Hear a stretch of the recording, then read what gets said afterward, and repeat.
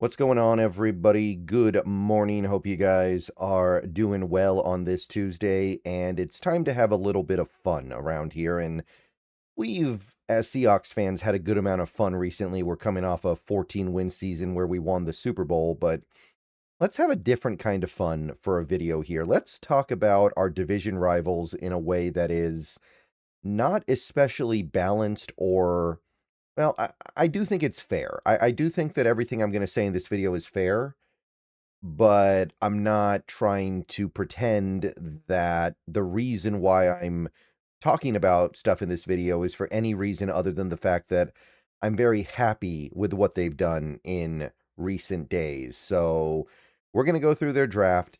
And if you're a Seahawks fan, you probably already thought about this and had other people talk about this with you listening.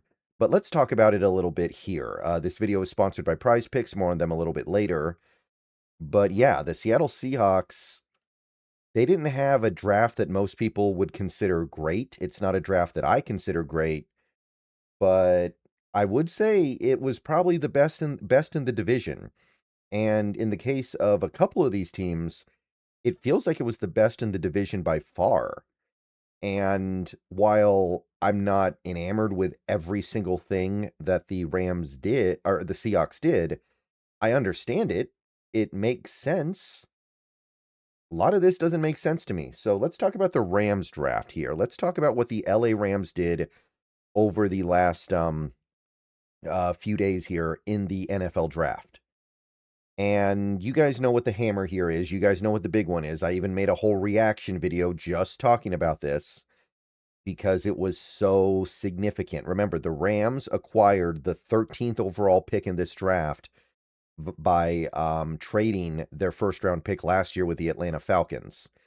So that was a pick that they should not have had based on the success they had last year. So that 13th overall pick loomed large. And keep in mind here, this Rams team played a very tight game against the Seahawks last season in the NFC Championship game and were, by some definition, very close to winning that game and going on to win the Super Bowl because they certainly would have if they had made it. So this team is close. And they traded for Trent McDuffie, and then they signed Jalen Watson, and in their mind, that put them over the edge, and maybe it does. Maybe it does push them to the point where they're at least capable of beating the Seahawks this year. They did it once last year in 3 tries, so it's not like they're incapable of it. But you would think you would want to reinforce that with stuff in the draft. So let's take a look at the draft that they had, keeping in mind this team needs to go for it now. And that's the important part here. Stafford is old, but he's still playing at a very elite level. They've got some other players that are starting to age out, guys like Davante Adams. I believe they have a excuse me.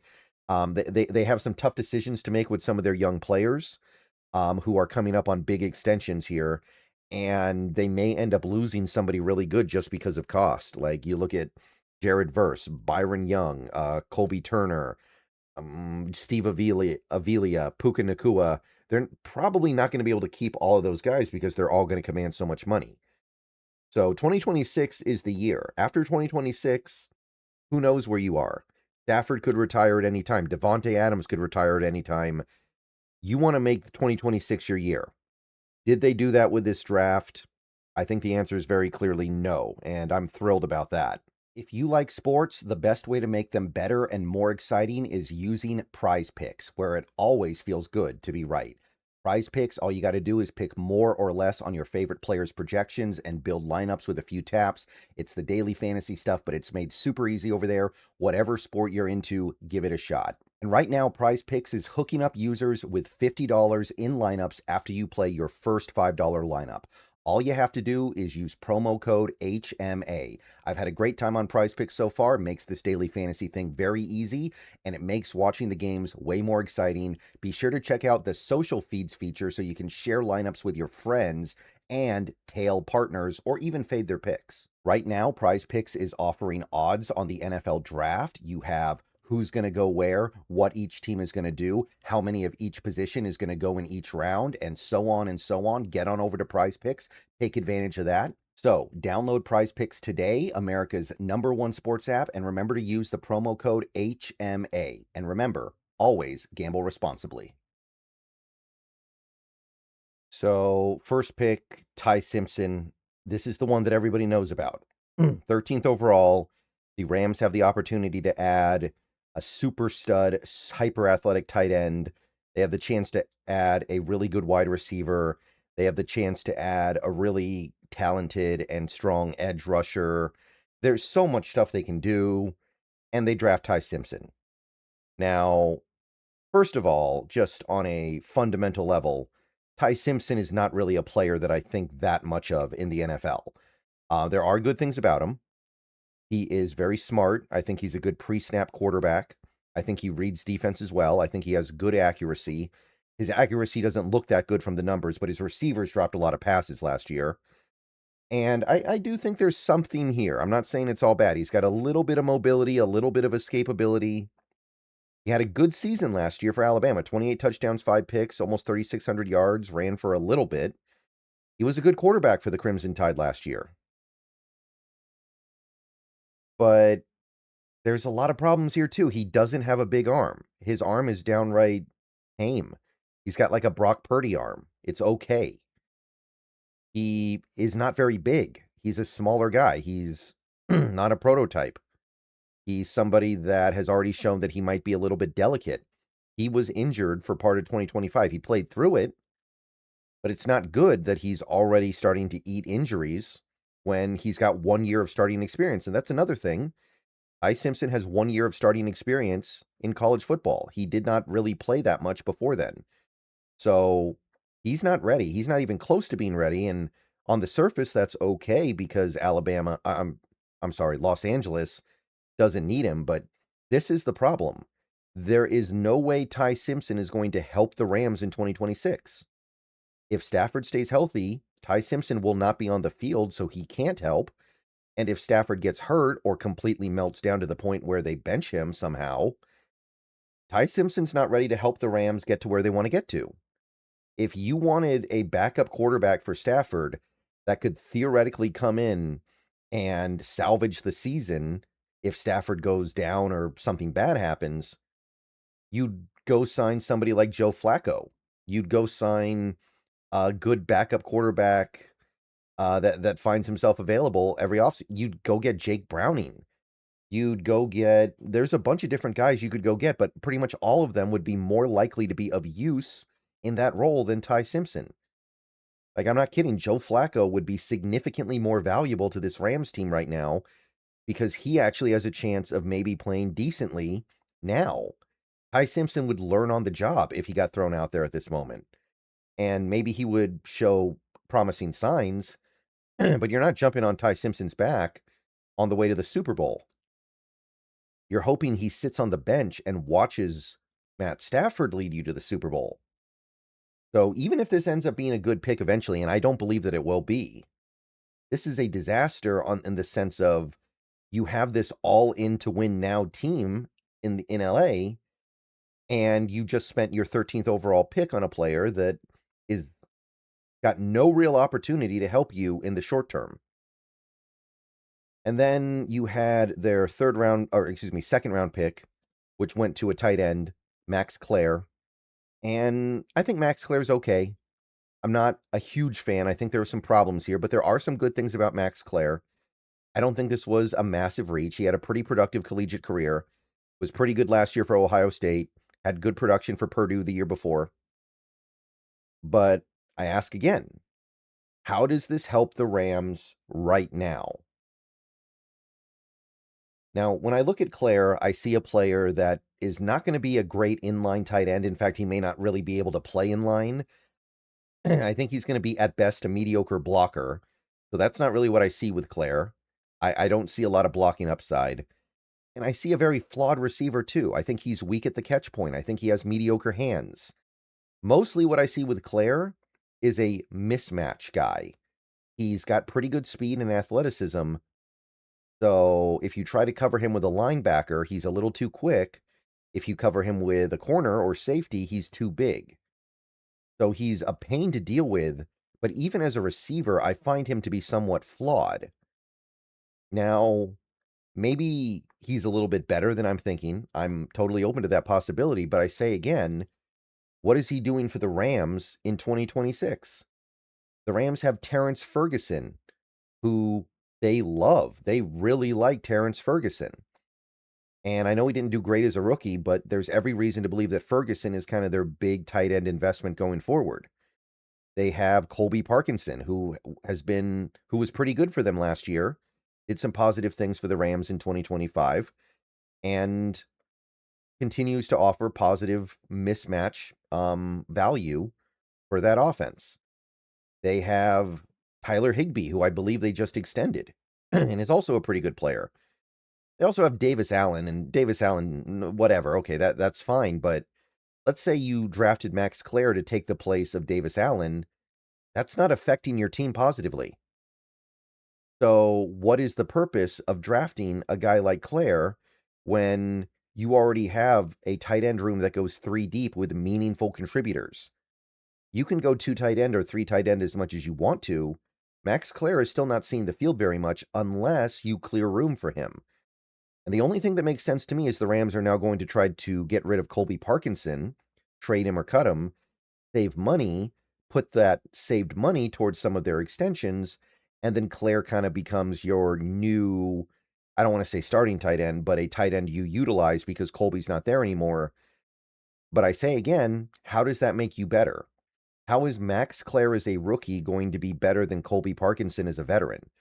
Parkinson isn't an amazing player, but he's certainly much better than Klare can reasonably expect to be as a rookie, just by virtue of the fact that he's been in the NFL for many years now and he understands how to be productive in it, and Klare is going to have to learn on the job. So maybe Klare frees you up to save money, but he's not making you better. So it's another head-scratching pick. It's another pick that I don't think makes their team any different for 2026. Great news. And then you get to their third round pick where they took Missouri tackle Keagen Trost. And Keagen Trost, now, I think this was a little bit of a reach, but it's not that big of a deal. I had him in like the early 5th. They took him in the late 3rd. In this draft, stuff like that is far from the end of the world. He did have a very nice year last year for the Missouri Tigers. Had a PFF grade of 92 flat, which is obviously very good. Not a terrible pick, although I will say he's already 25 years old, so his upside and ability to improve is very, very limited. So there are issues even with a pick like this. But here's the issue. My head's in the way, so I'm going to move my head real quick. But if you take a look at his career in college football across 3 different schools, one thing with Trost is that he has exclusively played tackle outside of 81 snaps. In his career, he has played at tackle or I guess nominally tight end for over 2,700 snaps, like 2,750 snaps, and then 81 on the inside. Now, the thing with Trost is that he has incredibly short arms. 5th percentile for a tackle, 32 and 3/8. Even if he got shortchanged a little bit, it's still very short arms, which means that Trost is almost certainly going to have to slide inside at the NFL level. Left guard, center, right guard, whatever. And that's fine, except let me move my head back here. The Rams already have their interior offensive line set for the moment. They've got 3 guys on that interior that they clearly like. They've got Avila, they've got Shelton, they've got the guy they gave the big contract to last offseason. It wasn't Jonah Jackson. Hold on one second, guys. Yeah, it was Kevin Dotson. I wanted to make sure I got that right. But those 3 guys are pretty firmly entrenched. And even if you're thinking about moving one of them to save money somehow, I don't know how you could do that. But if that's the thought process, Trost is not going to be as good, much less better than those guys as a rookie. Those guys are really good. Remember, we played the Rams 3 times last year. We barely touched Stafford. And part of the reason why is because their offensive line is really, really good. So how is Trost going to get on the field? Even if he is a tackle, is he better than the tackles the Rams have? Alaric Jackson and the guy who replaced Havenstein? I don't think so. And even if you believe the right tackle is not very good, because he did have some issues last year, again, I'm spacing on the name, but it doesn't matter. Trost as a rookie is not coming in there and swinging positively the state of the offensive line. So I don't see how this helps. I'm not saying it's a bad pick, but how does it help for 2026? Now, there were two other picks that the Rams made. I think one of them was, yeah, the 6th round, 197th overall. CJ Daniels. I mean, this is fine. It's the 6th round of a bad draft. Daniels was pretty productive in college. I wasn't a huge fan or anything, but nobody you get at this point in the draft you're going to be a huge fan of. He did have 92 catches and over 1,000 yards combined over his last 2 seasons at major schools. So, okay. And then you had Tim Keenan, I think, in the 7th round. Yeah, 7th round pick to Tim Keenan. He's all right. I think that was a pretty good pick. He's a pretty decent nose tackle, but are either of these guys going to help the team in 2026? Ironically, I think they have maybe a better chance of doing that than Klare, Trost, or especially Simpson, but you wouldn't expect them to be needle movers. Like maybe Daniels gets to play some as wide receiver 3 on a team that loves to go 3 tight ends so much that they almost never have all those receivers on the field. Maybe.